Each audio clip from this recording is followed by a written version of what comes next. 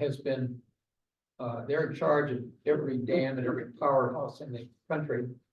And every 5 years, they do a dam stability analysis. They've been doing it for the last 15 years, and they've been noting deficiencies. And their deficiency letters are getting more and more curt. And 2 years ago, the Jack said, well, we will do a feasibility study on the dam and the powerhouse. And that held them off for another year. They sent out RFPs to several organizations, and the only one that responded was the Atlantic Salmon Federation and the Nature Conservancy together, funded by NOAA, the National Oceanic and Atmospheric Administration, yes. And it was accepted, and they formed a committee, and the committee started meeting in January of 2023, last year, that is. And I was on that committee. As the select board is wont to do, they typically will appoint 3 of their number to be doing these things, whatever project is up. And as a consequence, the select board chair, Tom, you all know Tom Lazat, and Cindy Freeman, sir, and Mike from the board. Denise Pizzelli, who representing the business community, not so much representing, but speaking on the business community, and myself. And Norton True, you guys know Norton True? He is Judy's other, my neighbor, wonderful people. He's a civil engineer, and we wanted, for me, it was important to have that extra engineering look at what we were doing. So we started meeting in January of 2023, last year, and we met at least once a month. We took 3 field trips, and we changed our approach. The very first meeting, was, what do you guys want to do with the town? What's important to you? And the guides didn't say anything, and they left it to us. And what popped up was that we love that part of town. We would like to make that a gathering place for everybody, for people in the town. And it's been such a big part of our history, and we should be doing more with it. With that, we dove in, and we would meet for a couple of hours every month. And as I mentioned, we did 3 field trips. This is the collection of all the materials that we did, the presentations, the reports, etc. There's 4 inches of materials here. It's all on the website, the MayoMillDamStudy.com. Okay, and very, very transparent. We looked at the river, we looked at the dam, we took a field trip to Kingsbury Stream up above Abbott. I'd never been up there, it's beautiful. And we watched the people from the state hatchery put 100,000 little tiny salmon into the river on a beautiful spring day. And I looked around, and I'm not an outdoors person. I don't hunt, I don't fish, I don't snowmobile, none of that. I read. I just saw black flies if you're up at Kingsbury Stream in the spring. There were black flies, yeah, which was good. I'm not in there, but I'm looking around and I'm saying, this is beautiful. The planning board chair and me is looking and saying, look, this is an area in the country that is going to survive the coming global warming. And we've got a future, and that future is here. It's around us. It's this wild nature that's part of us. And in that context, just the salmon all of a sudden became important too. We looked at 2 dams, one that was taken out over in Farmington, and spent a lot of time with the folks there and what their process was and what the thinking was. And they too went to a vote on it, and they too had a hotly contested contest on it. They've taken the dam out, and they now have a beautiful park there. The group also went to Howland to look at that dam where the Piscataqua comes into the Penobscot. And the dam, of course, is still there, but they built a very expensive bypass for the salmon run. And they did one other trip that I didn't get to go on, but basically we did that. We learned a lot about the hydrology, we learned a lot about flooding, we learned a lot about fish passage. I didn't know that there's a dozen sea-run species of fish in Maine. Did you guys know that? I never knew that. Salmon being just one of them. 4 or 5 of them live or would live here in the Piscataquis River. So in July, the engineer working with us, a company called Interfluke, very dry, very knowledgeable, very technically proficient, competent guy, really came up with what we really wanted to see. What are the options? What can we do with that facility? And he gave us a list of 23 options. 11 by 17 paper, 23 different options. Keep the dam, repair it, all the way down to removing it. And then what are the criteria to be looking at? And he listed 13 different criteria. And being the consultant that I am, my working life, I sat down and made a little matrix. Here are the options. I did 16 of them, the major ones. And I took the 13 across and ended up and put values in each one and worked my way up. And lo and behold, I came to the conclusion, surprising to me, that taking the dam out sits near the top of that list in terms of weighing all the factors and all the options. And keeping it, repairing it doesn't come up very well. I was surprised. We were all surprised, actually, quite independently, the 6 of us who were on the committee. Because none of us had thought when we started that project in January that we were going to be in favor of taking the dam out. As time passed, we began to see lots of value and lots of different ways to looking at it. For me, that moment was in July, when I sat down and I did my typical consultant analysis. And my neighbor Norton, who's the civil engineer, did the same sort of thing. And independently, we came back saying, yeah, this makes sense. From then, it was a question of, let's give it one more shot to think about the powerhouse and think about power generation. And we spent some time with a good consulting engineer, Gomez and Sullivan, to do this sort of thing. And it was pretty clear that the time for thinking about power generation there was long past. The town had worked for at least 15 years looking to get that restarted. As you know, they stopped generating power when Moosehead left in 2007 when I first moved here. And he has worked mightily to find someone to take that over, including the neighbors just downstream at Brown's Mill, who do run a dam, who do run their power out of there. They won't touch it. And when he found the developer for the mill, same thing. That was a big part of their thinking, and it turns out that no, this is not going to work. So we took it one more shot and got one more set of analysis done, and it was pretty clear you're not going to generate properly power. Because there's not enough head wall. Right. That dam, the head wall on that dam is normally about 12 feet. And the lower dam is 23 feet. It turns out in 1914, when the American Willow Mills, they'd already bought the Brown Mill. They bought the upper mill, Mayo's Mill, strictly for the water rights. They weren't interested in the mill. They weren't interested in the power. They were interested in maintaining the water rights for the lower mill. There just isn't enough power there.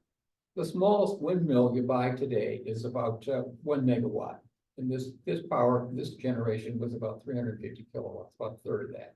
It just is not economic. Even if you had it rebuilt, the payback is way too long. So we gave that a very, very good shot and came away saying, well, okay, all right, we'll have a big goal.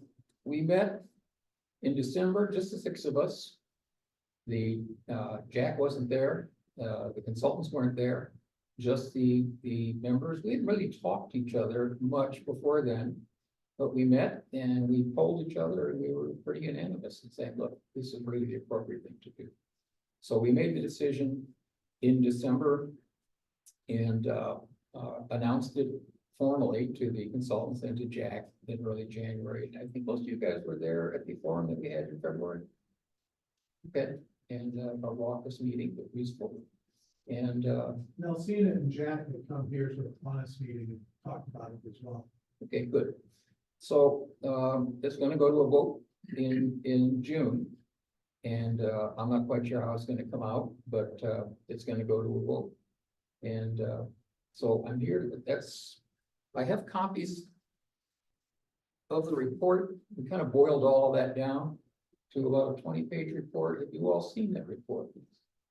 Everybody got it? I bought extra copies if you'd like them. Make sure you get them, okay? For some reason, they're not stapled, I'm not quite sure why not, but, they're there, all right? Spent a lot of time on that. So I'm feeling not necessarily happy as a member of the Historical Society.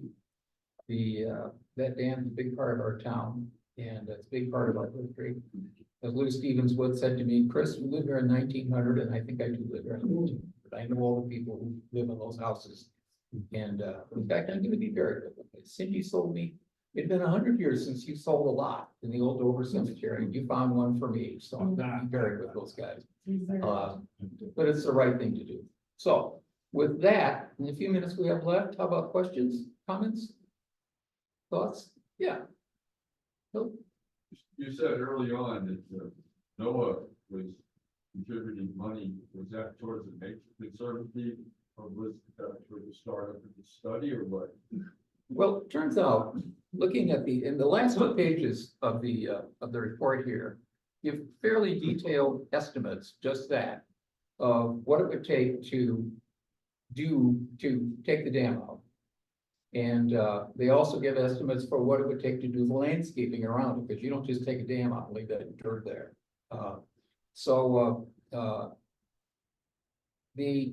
If we did everything, not going to happen, but if we did everything, talking here, these initial estimates, about $6 million to remove the dam. And if you did everything on the landscaping, you're talking another 13 million, so roughly 20 million altogether.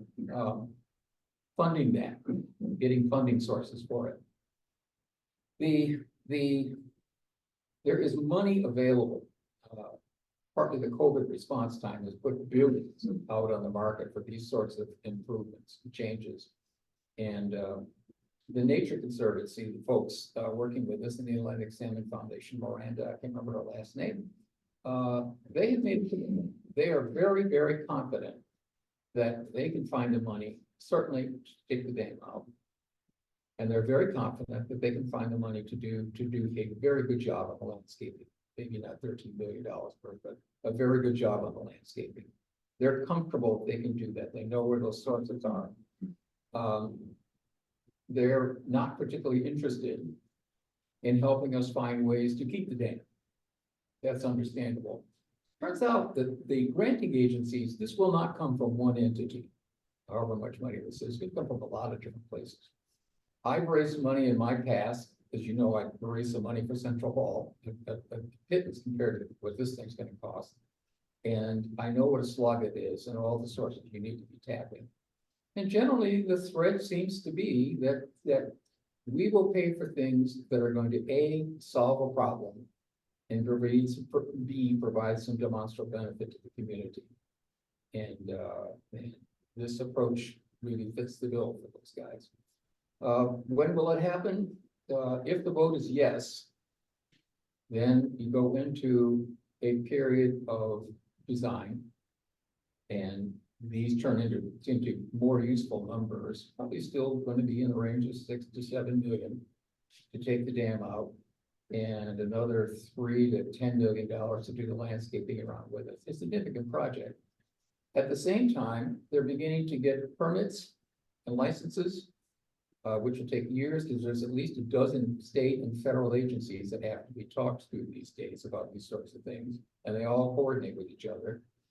And at the same time, they're beginning to look for funding sources. And back to your question, NOAA is a sponsoring agency for a lot of these activities and a lot of these entities. And they're the people who paid for this study in the last year. And we'd probably be working pretty close to them to get the rest of the funding that it would take. So they are very confident that this can come out with basically $0 to the town. And they're pretty confident, as I'm looking around, that if we don't do that, if we keep the dam, we're probably talking, hard to say, but I would say probably $6 to $8 million to fix the dam and get it in working shape again and get the fish ladders and get all the proper environmental conditions that need to be met. So it's not trivial, not certain. There's lots of uncertainties there, but no matter what happens, whether the vote is yes or no in June, the very next day, we're going to need to get started implementing whatever it is that we decided. At a bare minimum, the Federal Energy Regulatory Commission isn't going to wait any longer. They are insisting that we have some sort of a decommissioning plan or some sort of a progress plan on what we're going to be doing with that facility. We can't do nothing at this point. We're going to have to do something. So one way or another, it's got to be done. So that question, okay? Funded? Yep, Brian? Just a question, the $20 million price tag, 6 to pull the dam, 13 to build the park. I know the Nature Conservancy wants to pull the dam, that's their whole goal. I doubt that they are interested in building a $13 million park or even helping us do it. But my question really is, what happens if the vote is an overwhelming no? What happens then? Oh, then we sit down the very next day and start thinking about how we're going to apply with the FERC demand that we do something about that dam. And it's going to inevitably come down to, in my guess, somewhere between $6 and $8 million to fix that dam. So six roughly pull it, 6 to 8 to rebuild it. So with a new fish ladder, That's correct. what's decided. And another couple of million if you want to restart the powerhouse. Yeah, well, we There's still know arguments. that that's up, but Arguments to be made for that. I'm very satisfied that that's not ever going to be economically feasible. Just the dam itself, though, you're talking about probably 68 million. well, yeah, like you say, it makes no sense for, you know, when windmill generates 1 meg and that give you a third. That doesn't make any A lot sense. cheaper. That's exactly right. So that's what, one way or another, the very next day, we got to start working. This is a What- question where we're working. Just a question for you. What do you think is gonna happen with the vote? Geez, I don't I have no idea. know.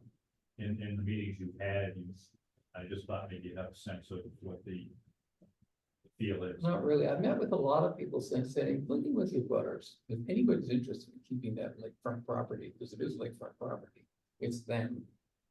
And spent a lot of time with a group of them. And, you know, they're as torn as anybody else is. And particularly because they live there. The best in terms of their willingness to take the dam out, come to is, okay, I get it. I hear what you're saying. I agree, but I still don't want to take the dam. Yeah, if I was a They're- property owner there, I wouldn't want that water to disappear. No, as I said, it's lakefront property. You know, the dam goes away, you've got riverfront property. Yeah. But The there's, taxes will go down. It doesn't go up because you gotta pay that.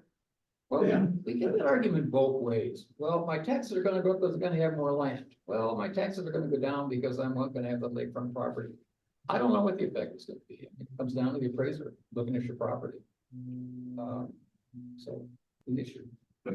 I have a, Lucy has a question. Hi, oh, Lucy. sorry.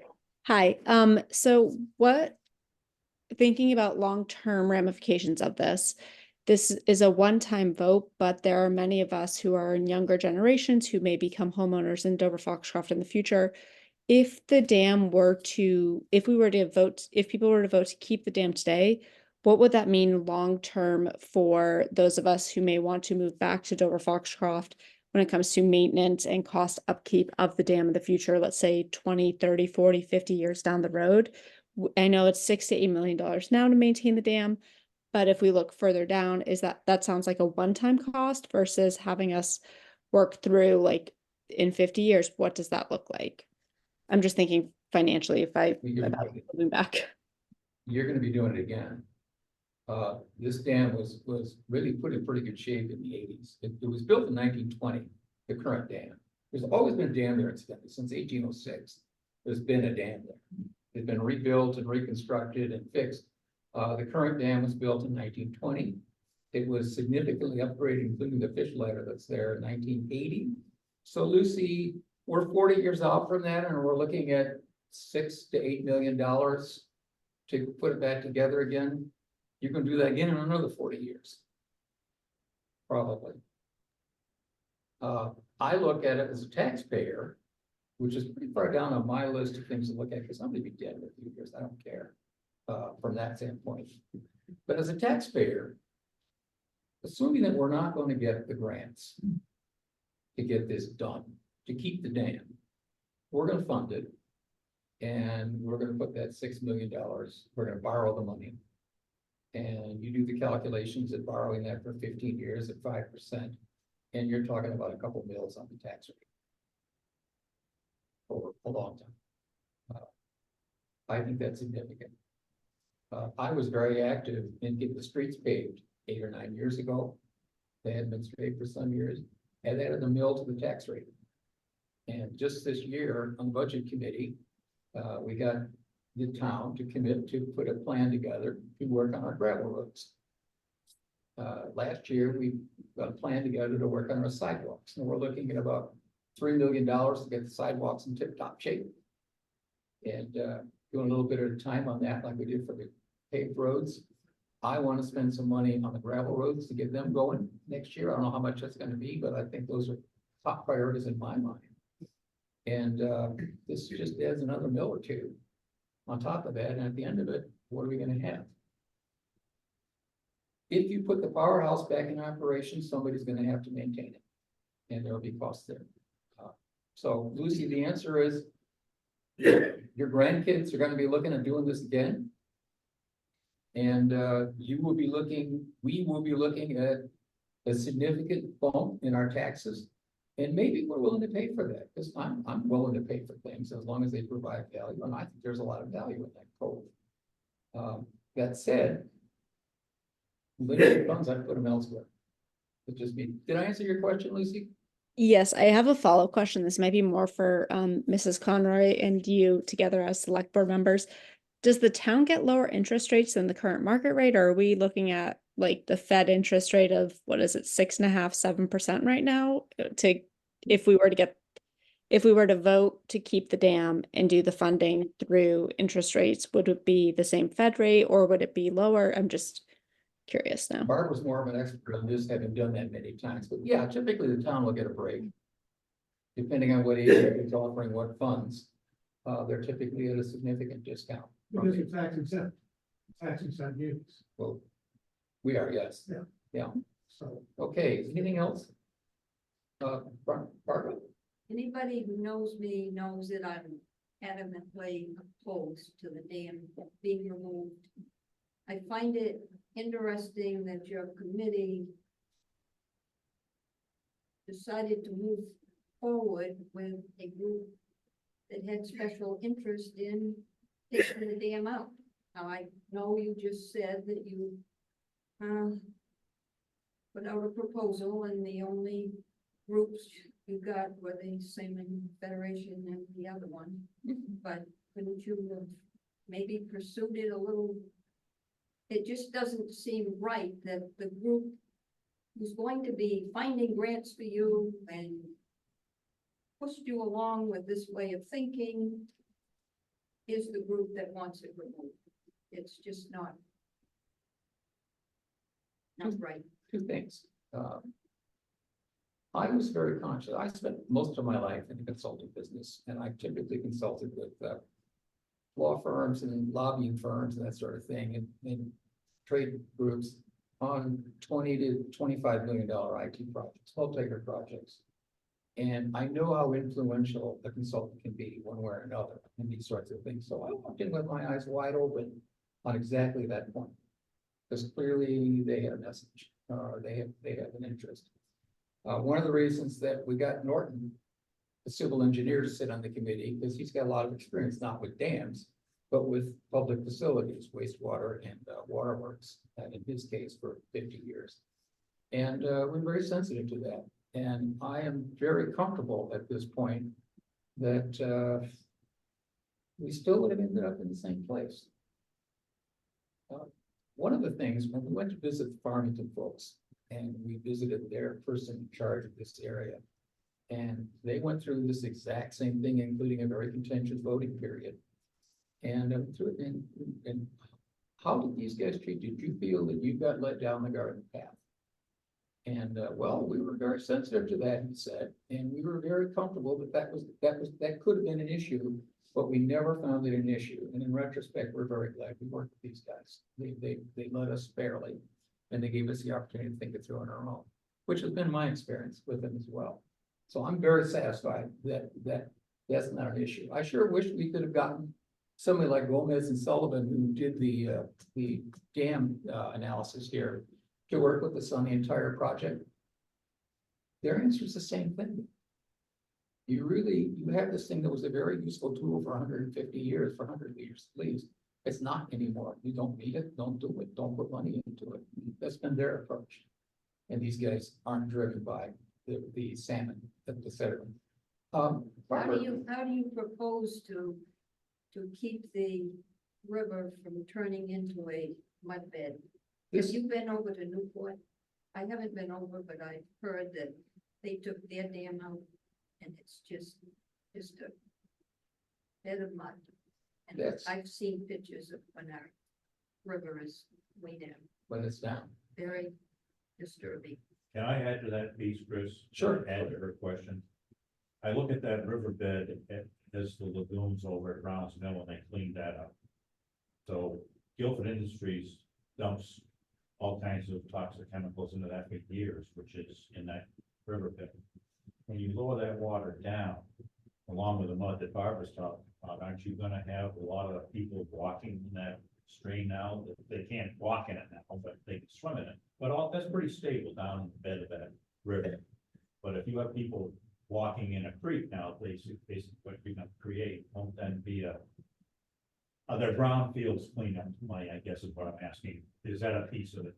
That's a big piece of it. That 13 million, which probably is gonna be more like 4 or 5 or 6, maybe, something like that. Absolutely relates to exactly that point. Several things there. Number one, they did a pretty decent, not as good as they'd like to, because they had a lot of water to deal with at times, but they did a pretty decent analysis of soil samples. There's 74,000 tons of sediment in that backwater, which incidentally, the problem goes up to the old dam, the waterworks dam, up behind the cemetery, Rural Grove Cemetery, right? So we're talking about that length of river. And they estimate there's 74,000 tons of sediment in the river. And as part of the cleanup, and they'll probably have to take out probably a third of that for cleanup, one. Two, they did enough analysis because, as they point out, the sediment that's in the river is typical of what you find in 19th century mill ponds. There's nothing that's horribly toxic there, but definitely you're gonna have to clean up there. And that's part of what that landscaping funding is designed to do. It's an issue.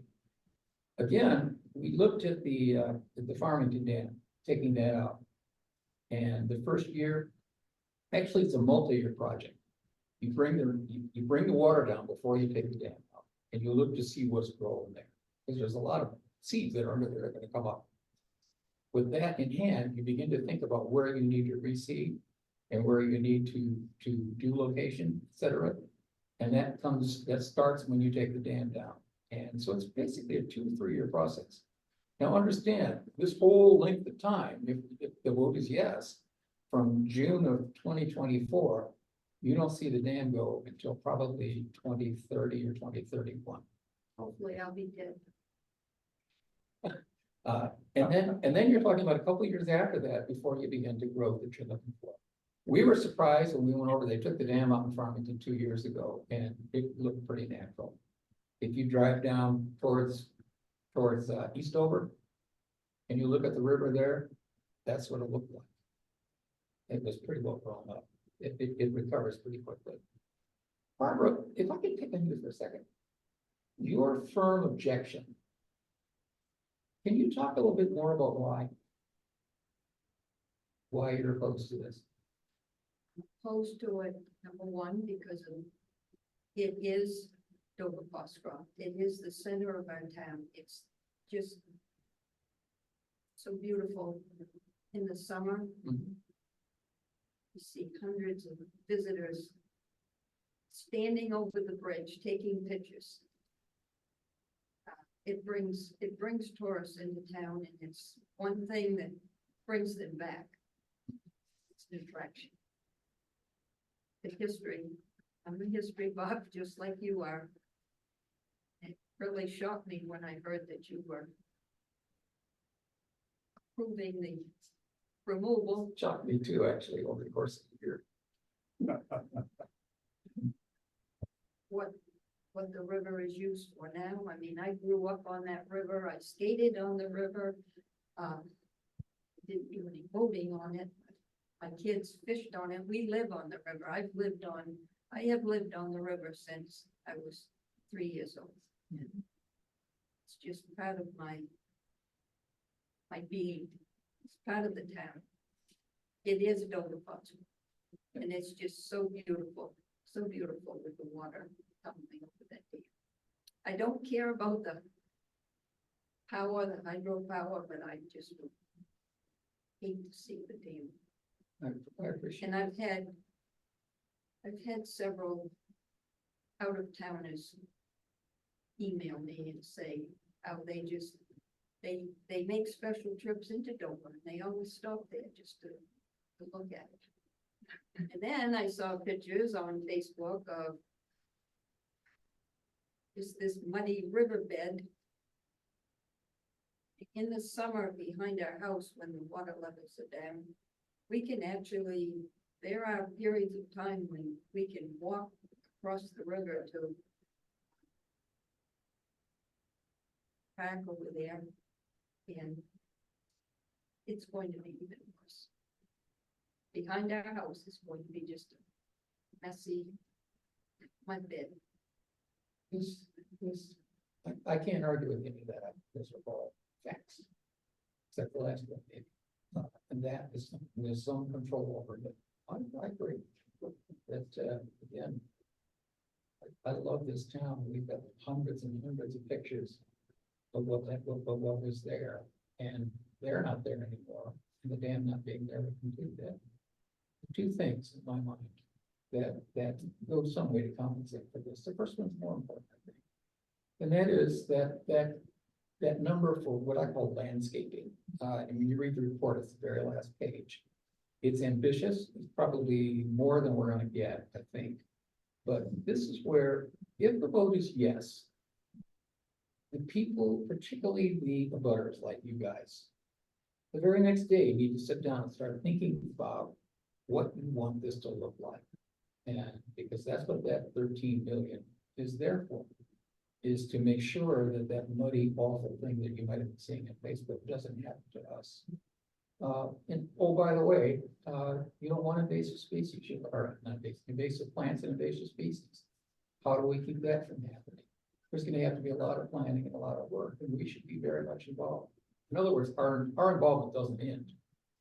One way or another, when the vote happens in June, we're going to have to get in gear and do whatever the direction for that vote causes to take.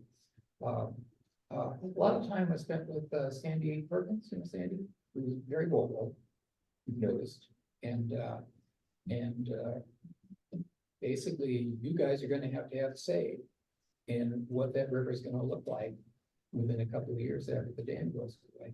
And that's what, as you see, the larger share of the dollars are going to have to be for, to make sure that we don't have just a pile of crap up there. Probably this scare tactic of 5 mils, if we kept the dam, is going to happen anyway. I have an idea. Why?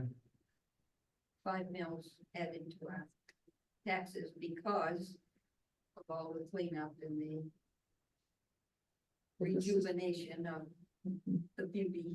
This is, I don't say 5 mils. We don't know, okay, until we get the design. One way or another, you keep the dam, we're going to go and do the design.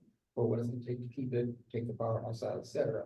I'm thinking in my head, I've got the number, a couple of mils, not 5, not 6, some number like that. There's a number. On the other side, okay, it'll be at least 2, more likely 3 years before if the vote is yes, before A, the permit is in place, and B, the detailed design is in place. And C, where the funding search, which they've committed to do, is in place. We've got a couple, 3 years before we really have a better handle on what these costs are going to be. And my goal is that if the vote is yes, the town will spend $0. Now, that may mean that we're gonna get less of the landscaping than we might otherwise want, that 13 million business there. But I don't expect as a taxpayer that I'm gonna be laying out any money as a result of doing this. That means, though, that people like me and you guys are gonna have to stay involved, even if the answer is yes, to make sure that we're guiding it. They will come back with design numbers. They'll say, hey, look, this is gonna cost to take the dam out, probably 6 billion adjusted for inflation, whatever that number is. And here are the landscaping options, somewhere between 4 and 13 million, the whole 13 million's in here. And that's where we get to sit down and look at this and say, this is what we want. At the same time that we have the funding in place, these guys are committed and they're good at this. They've done this 50 times before. They'll come back with the funding and say, we can afford X and Y and Z totaling this much. And we put the two together and we have another decision point. And in my mind, it's quite possible that we look at this and we say, no, this is too much. We're not going to do it. Because in my mind, the stand pat point is we're not going to spend any taxpayers' money. I think that should be a reasonable expectation out of all of us, unless we want to. One of the things that's in these conceptual drawings, for instance, is a bridge crossing. Remember seeing the pictures of the 1911 walking bridge that was just there for a few months? And well, let's put that bridge back. Well, the number to put that bridge back is $3 million. I don't, maybe we do want to spend $3 billion. Maybe not. The point is, those are all things. Bob remembers that. Yes, I walked across it many times 1911, all with right. a kid on my back. The point is, we still have a lot of things that we will and are expected to control and drive. I'm not quite sure I'm pretty sure I won't be here in 2030 when the dam actually comes out. But there's gonna be a lot of work between now and then, no matter what the vote is, that we're gonna have to step up to.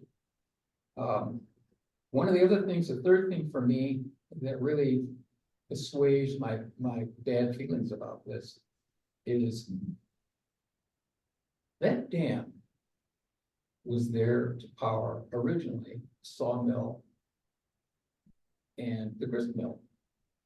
And if you read the 1880 history of Piscataquis County, he talks about that dam.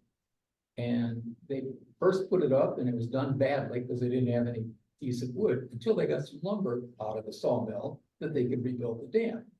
That dam powered the sawmill, 2 sawmills over the years, a grist mill, a shingle mill, a tannery at one point, the woolen mills, of course, and an iron foundry. All that industry was driven by that dam in the early 20th century. Those things are all gone now. And to my mind, let's do something else. I would think, assuaging my bad feelings about this, is we have a wonderful opportunity to take that land that's going to come. Yeah, it'll flood in the spring, so you plan carefully. But we have a wonderful opportunity. I see a whole lot of interpretive signage along that land to tell us what it was really like back in the 19th century when the dam served a useful purpose. It isn't all a big loss for us. I think there are some good things we can do. I've got 100 pictures in my mind that we have in the Historical Society that are going to be this big, that as you go walking along those trails that are be there, that you can really get an idea what this was like. So with that, I've run over my 20 minutes. Yes, you did. But you did it with good questions and engagement. And aplomb, right? Nobody. I used to come over here and do for the history classes. They'll one day go over their history of the town. And one time, got done, and they just sit there and look at you. I said, well, how'd it go? I said, You did great. None of them fell asleep. I like that. Do take a copy of the report. I've seen the report, so if you haven't seen the report, there's plenty of copies up here. Very good reading and more information. Thanks for having me. Hey, Dad, Yeah, Tom, thank you. Tom. Tom Garrish, Hi, Tom. Bill, Yes, here I just turned 90, and I guess I have a lot of feeling for what Barbara said. When I was growing up, the river was a big part of my life. Anyway, I'm fearful that we'll regret later on all the recreational possibilities or things we could do on the river. And then there's other things like airplanes could land there in the summer with pontoons and in the winter with it. It was just a part of life in Dover. And due respect to the committee, I know they're doing their very best, but I just hope we don't do something we will regret tremendously later. Thank you. Brian, one last question? Yeah, I know the fish are important. I mean, the salmon spawning is a very important thing. Any talk about balloons nesting there? When Quebec is busy in the summertime, balloons sometimes nest out there. There's an eagle population along the river there. It may, doing it may be beneficial to them. I'm not sure. I just wonder if there's any. If you get on the website, one of the FAQs deals pretty extensively with the wildlife. It'll change. We'll probably lose the loons. They live in Quebec Lake because they need lots of water, But the eagles will probably be bigger because there's more fish. I was thinking that might be And possible. so it'll change, just like the plants will likely change. At any rate, I've got copies here and always available anytime to visit with you. And I hope you don't find me arrogant. I can tell you one person who's gonna be very happy if this happens. Is a previous speaker here at the club, the DF Digger. Because he is going to have, Oh, Dennis. Dennis will definitely have a lot more territory. Chris, with great appreciation, we present to you this certificate of Slow. I appreciate certificate of appreciation for speaking with us here at the We're Kiwanis doing a Club of Dover-Foxcroft. Thank you, Dave.